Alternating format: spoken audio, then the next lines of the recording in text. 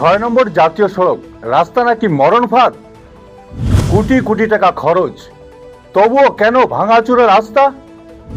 প্রশাসনের চকের সামনেই ঢুকছে লাইফলাইন। আর কত ভোগান্তি, জরাজীর্ণ 6 নম্বর সড়ক নিয়ে ক্ষোভের পাহাড়। নমস্কার, আপনারা দেখছেন ঈশান বাংলা পয়েন্ট ব্ল্যাঙ্ক।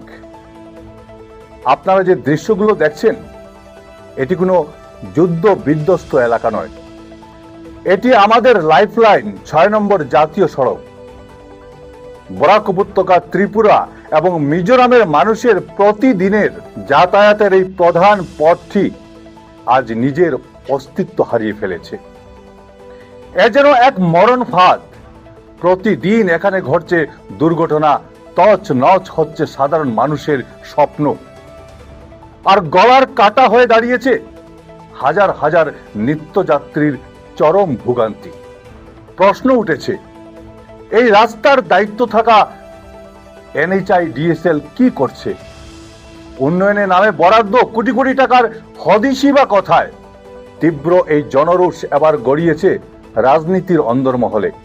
শাসক দল বিজেপির কাছাড় জেলা কৃষক মোর্চার সভাপতি সুব্রত চক্রবর্তী সরাসরি কাঠগড়ায় দাঁড় করিয়েছেন NHIDCL কে। তার দাবি, গত অর্থবর্ষে মালিডহর থেকে বদরপুর পর্যন্ত রাস্তা সংস্কারের জন্য 15 কোটি 66 লক্ষ টাকা বরাদ্দ হয়েছিল, কিন্তু কোথায় গেল সেই টাকা? 6 নং জুয়াই বদরপুর জাতীয় সড়ক বেহাল অবস্থার জন্য NHIDCL দায়ী। কারণ সরকারের আন্তরিকতা রয়েছে এই রাস্তাটি মেরামত করার জন্য, সংস্কার করার জন্য।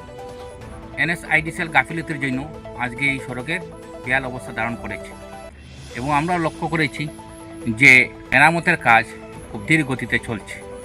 কারণ আপনারা জানেন, গত বছর এই মাইডোর থেকে বদরপুর পর্যন্ত প্রায় 28 কিলোমিটার মেরামতের জন্য 15 কোটি 66 লক্ষ টাকা বরাদ্দ হয়েছিল। তো সেই টাকার সঠিকভাবে কাজ হয়নি।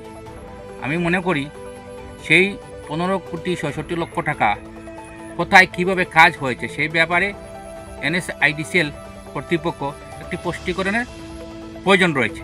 কেন সংস্কারের কয়েকদিন পরই রাস্তা আবার আগের অবস্থায় ফিরে এলো?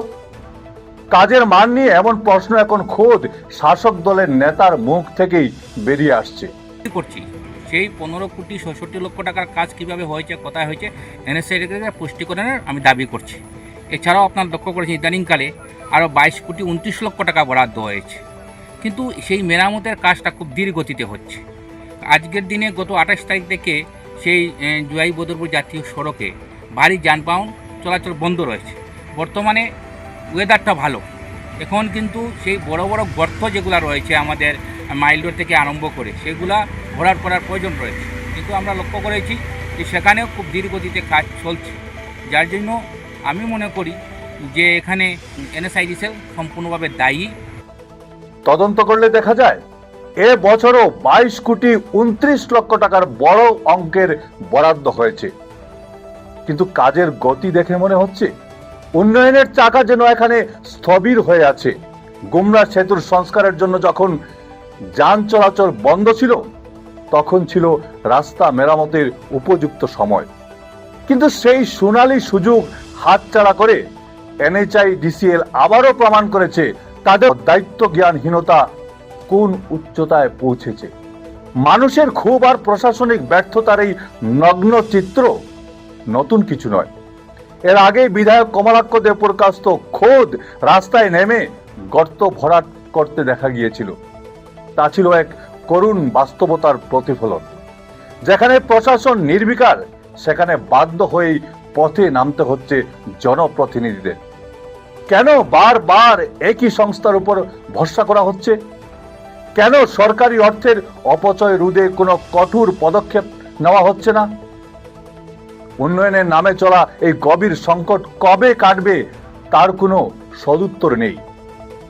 কাটিগড়া থেকে সমীন্দ্র পালের এই প্রতিবেদন যেন প্রশ্ন রেখে যাচ্ছে, লাইফলাইনের এই করুণ পরিণতির দায় নেবে কে? NHIDCL এর স্বচ্ছতা ও দায়বদ্ধতা আজ কেবল দাবি নয়, সময়ের দাবি হয়ে দাঁড়িয়েছে। আজ ছিল এ পর্যন্তই। আপনারা ভালো থাকবেন, সুস্থ থাকবেন। ভিডিও সম্পাদনায় আমার সঙ্গে ছিলেন বঙ্কিম সোনার। নমস্কার।